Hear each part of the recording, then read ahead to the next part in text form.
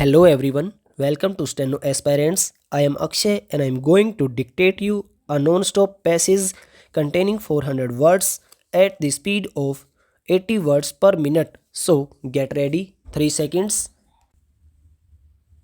Start. The recommendations are very nice.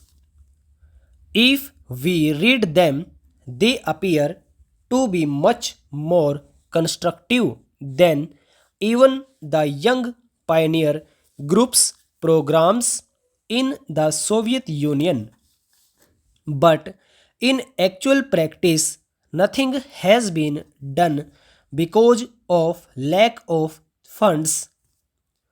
If everybody receiving a salary or paying income tax, wealth tax, gift tax, or vehicle tax is requested to participate in the endeavor to raise resources for children, nobody will object. If the general masses pay 5 paise per individual per year, we can have a very sizable budget and a very constructive and comprehensive policy both at the center and in the states. When a child grows into a young man, he talks of sports and games.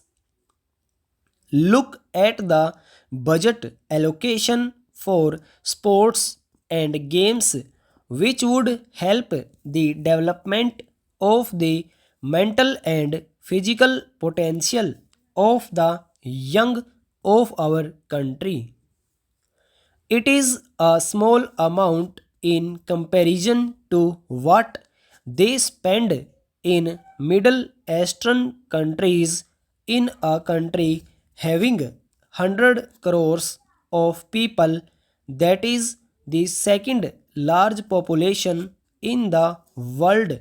Children and youth are not given any financial expenditure support by the government. There is no compulsory item of expenditure for the promotion of the moral and cultural agents of the children in the national sphere. This work has to depend on some social organizations.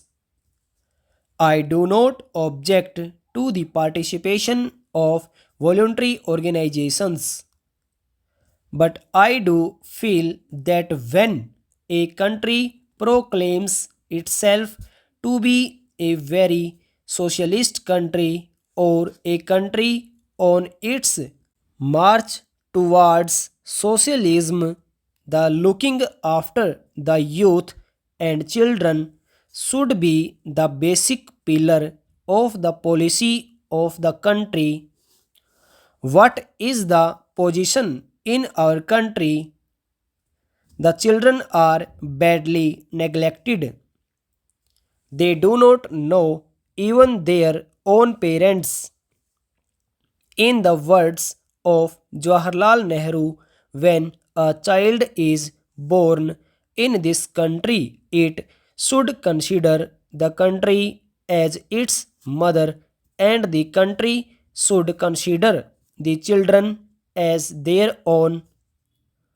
Do our children think of our country in that way now? Today, the looking after of children is done by the father of a church because they feel that is the way to serve God.